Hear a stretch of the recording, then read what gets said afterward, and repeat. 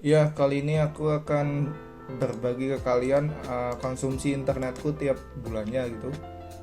Di sini aku pakai server yang tujuannya server ini untuk memonitor, mengkoordinasi dan menyeting setiap aktivitasku, setiap bandwidthku itu termonitor semuanya. Dan untuk settingan, jadi tiap device itu dibagi berapa koneksinya tuh bisa atau melimit beberapa device, serta aku pengen device ini mati kapan, device ini restart kapan itu bisa, dan saya juga bisa memonitor dari jarak jauh. Nah, fungsinya ini juga bisa untuk sebagai gateway dari semua perangkat elektronik yang ada di rumah kalian. Nah, di rumah ini ada CCTV, ada beberapa perangkat elektronik yang terhubung ke WiFi ini sehingga memudahkan kinerja keseharian kita. Jadi beberapa pekerjaan teknis bisa kita delegasikan kepada alat elektronik ini seperti matiin lampu, nyalain lampu, dan memantau setiap aktivitas, suhu, dan lain-lain. Banyaklah device yang bisa kalian manfaatkan untuk saling terhubung satu sama lain. Oke, di sini aku memakai modem HP yaitu Mi 10i atau biasanya tuh disebut Redmi Note 9 Pro ya, tapi ini versi India. Aku pakai ini karena kemampuannya sudah hampir mencukupi modem-modem yang branded lah. Jadi di sini udah 4CA. Nanti kita diskusi lebih lanjut mengenai carrier aggregate atau kemampuan untuk menangkap beberapa frekuensi secara bersamaan. Jadi bisa langsung. Jadi satu waktu itu bisa frekuensi 900, 2100, 2300, 1800 itu bisa langsung secara bersamaan. Tiap frekuensi memiliki karakteristik tersendiri. Jadi ya nggak bisa dibandingkan karena nggak apple to apple. Oke, mereka itu enaknya dikolaborasikan gitu. Ya, seperti modem ini bisa 2CA. Di sini nampak dashboard ya. Eh, ini kecepatan modemnya. Di sini Mi 10i dan ini juga klien. Jadi ini outputnya, ini untuk output LAN, ini untuk output LAN dan WiFi. Tapi biasanya ini LAN sih, BR LAN gitu. Nah ini RAM, CPU dan internet masuk. Di sini ada dashboard ini, nanti bisa ditambahin beberapa dashboard yang lain gitu. Tinggal sesuai dengan preferensi kalian aja. Dan di sini ada penggunaan internet satu hari ini. Ya memang beberapa hari ini pekerjaanku agak berat loadnya untuk transfer file dari mulai upload hingga download gitu. Di sini satu hari ini tanggal 19 Juni memakan sekitar 15,53 GB, yang kemarin masih lebih rendah karena 7 GB. Dan ini overview bulan kemarin sekitar 337 GB, dan bulan ini baru pertengahan bulan udah 257. Tentunya loadnya sangat besar sekali ya tiap bulannya. Ini kira-kira lah rata-rata untuk di 2023 kemarin itu sekitar 1,8 terabyte penggunaan untuk setahun. Sejak 1 Desember tanggal 24 Januari, tanggal 24 Januari tahun 2023. Oh, sorry, ini berarti penggunaan dari 24 Januari 2023 sampai sekarang. Wah, sudah gede juga ya. 1,8 terabyte, sorry. Oke, pembacaan datanya masih perlu belajar ini. Ini penggunaan data setiap 5 menit. Jadi setiap 5 menit sekali itu di-record datanya, di sini keluar speednya tuh up to 20 Mbps atau sekitar 200 MB ya kalau di DM tuh 200 MB gitu, ada 200 MB. Wow, sangar. Wow, bisa 39. Mantap. Bisa hack juga ya. Ini mesti lagi sepi nih. Atau aku nggak tahu ini dapat datanya dari mana ya. Tapi yang rata-ratanya paling segini sih, 2 MB, 5 MB paling tinggi. Ini penggunaan setiap per jamnya gitu. Nah, loadku paling besar tadi jam 15, sekarang udah jam 5-an. Ini penggunaan tiap jamnya, jadi di record tiap jam. Ini waktunya istirahat, tidur, makanya nggak ada aktivitas. Setelah itu udah mulai bangun nih jam ya bukan mulai bangun ya, mulai aktivitas. Bangun udah nggak record kalau nggak mengkonsumsi data. Oke. Terus ini setiap harinya, ini rata-rata penggunaan harinya tuh 22 giga rata-rata ya. Jadi kalau dijumlahin semua terus dibagi jumlah harinya total gitu, itu rata-ratanya 22 giga. Nah, di sini lebih banyak di atas 10 giga ya, lebih banyak gitu. Dengan penggunaan terbanyak 22 ya, atau 27 ini, tanggal 1 Juni 27. Paling banyak ini. Dengan top speednya sekitar 2,7 MB. Nah, ini tiap bulannya kira-kira menghabiskan ya rata-rata di 300 plus ya tiap bulannya. Wah, lumayan juga ini. Dan ini overview per tahunnya gitu.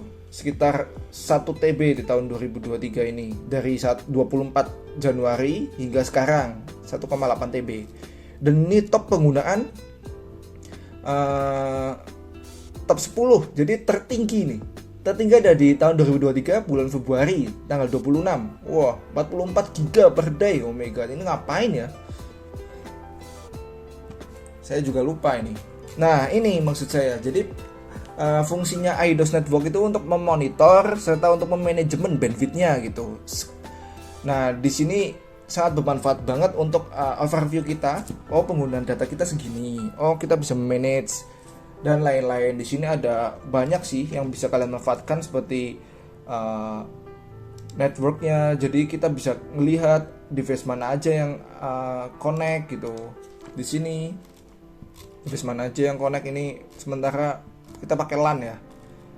Dan penggunaan totalnya selama berapa nih uptime-nya? Uptime 8 hari, penggunaannya udah 100 giga.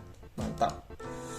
Di sini udah on 8 hari berarti, nggak mati lampu dan UPS-nya nggak habis baterainya. Mantap.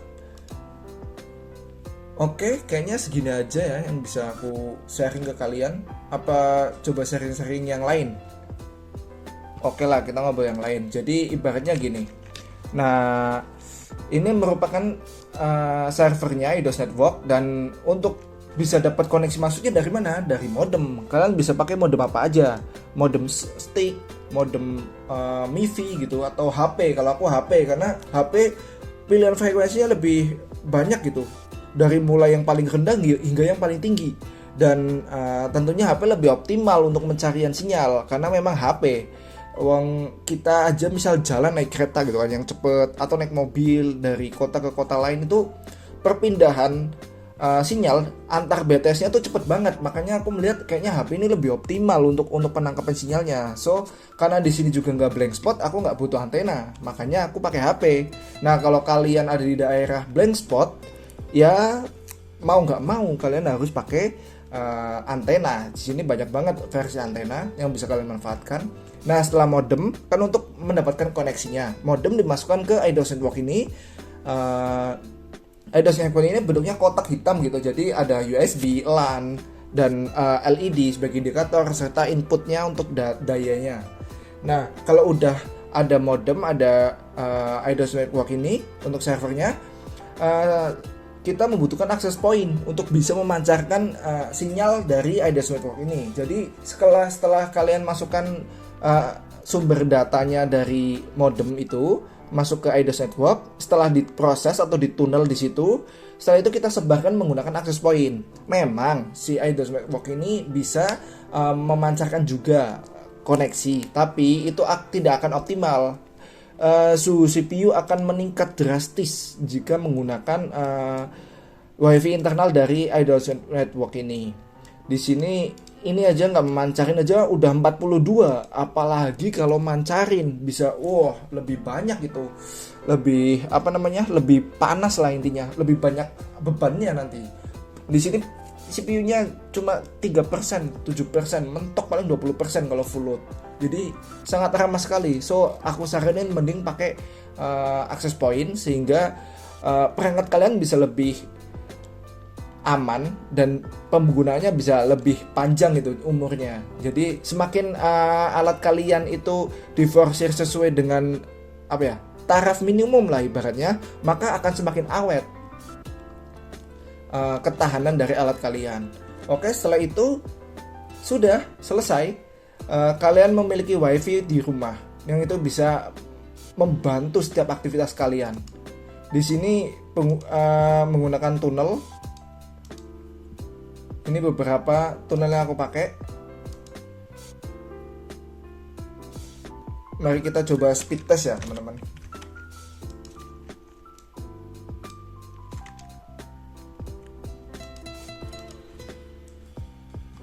Kayaknya cuma dapat sedikit doang deh, karena memang ini jam segini tuh orang pulang kerja, dan pasti setelah pulang kerja mereka santai-santai untuk istirahat, minum kopi atau ngeteh, ngobrol sama keluarga atau bermain gadget gitu. Jadi wajar kalau jam segini tuh lagi full load koneksinya. Jadi kemungkinan kita hanya dapat ya sampai 20 MB aja udah syukur. Jadi walaupun modem kita good, walaupun modem kita high class gitu, tapi kalau BTS-nya ampas, dari mulai speknya ampas atau daerahnya yang crowded sehingga membuat BTS itu ampas, nah itu juga berpengaruh. Jadi kalian harus sesuaikan, jangan paksakan lah intinya. Kalau BTS kalian memang ampas ya pakai modem yang biasa aja nggak masalah. Paling pakai mode load balance. Jadi modem A pakai frekuensi 1800, modem B pakai frekuensi 2100. Jadi kalau beda device itu tentunya kuotanya akan beda. Misalnya gini, BTS-nya ada kuota 10 MB misalnya, dibagi 5 device. Nah, maka setiap device-nya akan dibagi rata, biasanya gitu sih. Oleh karena itu, semakin banyak device, semakin rata pembagiannya. Nah, tapi ada juga dikasih bandwidth yang good banget. Mungkin karena BTS-nya itu high class ya. Selain frekuensinya juga banyak, juga setiap frekuensinya kuotanya tuh gede gitu. Jadi apalagi yang ada di situ sedikit untuk provider itu. Wah, good banget itu. Bisa lebih dari 100 MB bisa lah. Ini paling mentok-mentoknya ya paling 50 MB gitu. Kalau di IDM tuh 5 MB gitu palingnya. Oke, udah sekitar 12 menitan kayaknya udah dulu sharing kita. Semoga bermanfaat. Kita sambung lagi untuk pembahasan yang lain. Be teacher of the world and bye-bye.